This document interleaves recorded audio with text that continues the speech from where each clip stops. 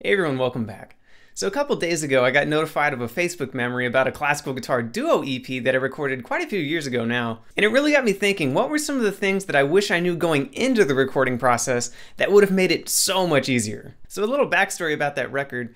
My duo wanted to record an EP just so we could, sell it at gigs and things and concerts.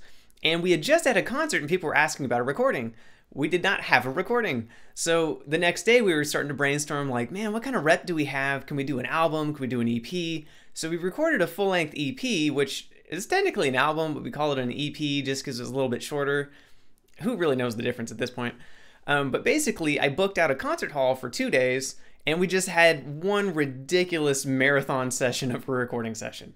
I mean, we recorded so much rep in such a little time, which was really fun and a great learning experience, but it was probably way more stressful than it needed to be. And I wanted to pass on a few lessons that I got from that experience that I think will really help you in your own recordings. So tip number one would be use a producer. Producer is one of those words that nobody really knows what it means in relation to music.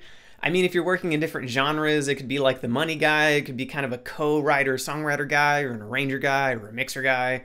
If you're doing beats, it's kind of a little bit of everything. But in at least how I interpret the word producer to mean for like classical guitar recording is mostly somebody that can sit there with an outside set of ears and listen to you as you're recording, and this is really important, as you are recording, that can tell you how you're doing. So this basically gives you real-time feedback and saves you so much time. So like I said, when I recorded that guitar duo album, I was one of the players. So it was really up to me to kind of like listen as I play and then maybe go listen to some playback and then see if it works, see if it didn't. And basically it works, but it wastes a lot of time.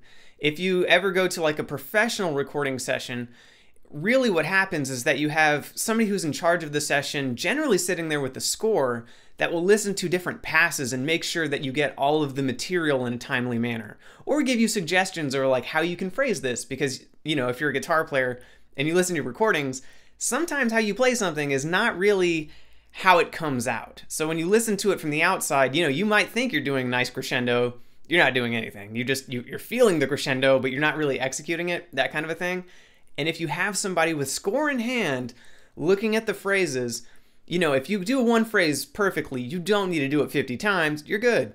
That producer can tell you that, and you can move on to the next thing, and it's a much more efficient way to record. I was actually a part of an orchestra recording, funny enough, playing lute, that was actually almost nominated for a Grammy, a story for another day.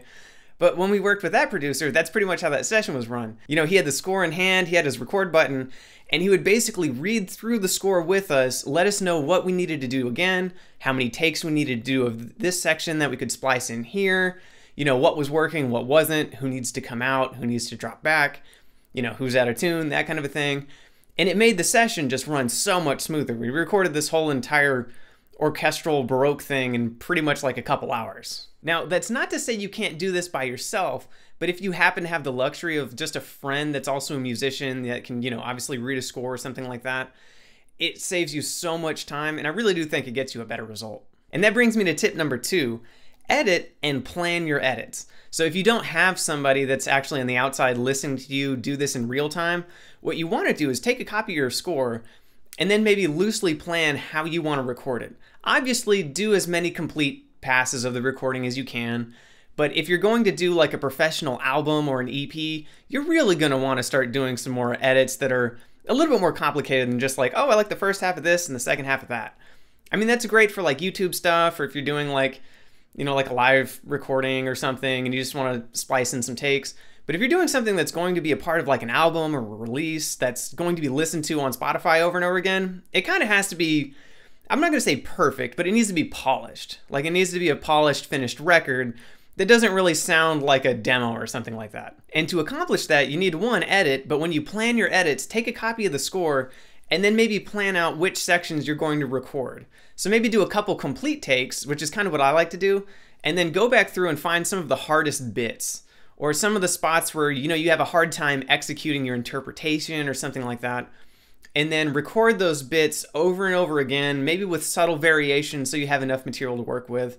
and then splice that into the recording later on. And basically what this does is it keeps you from tiring yourself out. I like to do complete takes because I think that makes for a more natural sounding recording that doesn't sound like you just edited a bunch of bars together. But likewise, you really don't want to tire yourself out doing a million complete takes if really all you need is like that one phrase in the middle, or if there's like one scale passage that's just really hard to execute on the fly, or you're nervous recording.